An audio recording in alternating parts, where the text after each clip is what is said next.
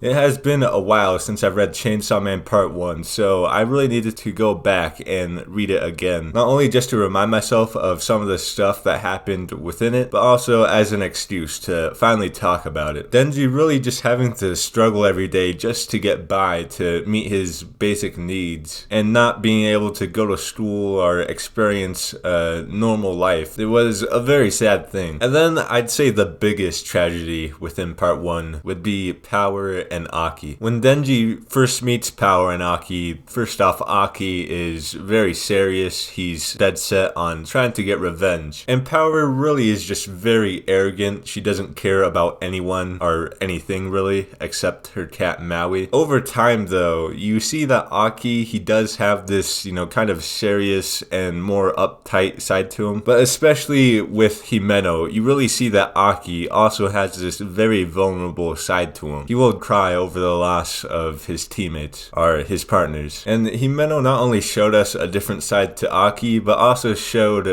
kind of a different side to Genji and how he at first dealt with loss or losing people and kind of made him seem like he wasn't a human. He didn't really have the normal feelings that come with losing someone. And as the story goes on, we see that Aki, Genji, and Power, they grow closer to each other. They really just start to seem like a family. Aki being an older brother taking care of Genji and Power being this annoying little sister to the both of them. And Power, I'd say she does keep her arrogance throughout the story, but eventually she starts to care about someone other than herself, about Genji and Aki. And just as Aki starts to care about Power and Genji more than his revenge against the gun devil, Makima comes in and takes everything away. Makima gave Genji a brand new life, and as Genji grew comfortable with that, started to really care about it, Makima took that life away. And to me, that is something that makes her one of the truest villains I have ever seen. One of my favorite things within Part 1 is how there is so much irony in the way Makima was defeated. She built up a whole brand new life for Genji just to get her hands on Chainsaw Man. And Makima not caring about Genji at all was what eventually led to her downfall. A big point within Chainsaw Man Part 1, at least to me, is Genji wanting to be appreciated and seen for who he is, and not just for the Chainsaw Man and the devil abilities that come with that. Even though in Part 1, and also in a little bit of Part 2, Genji goes on and on about wanting to,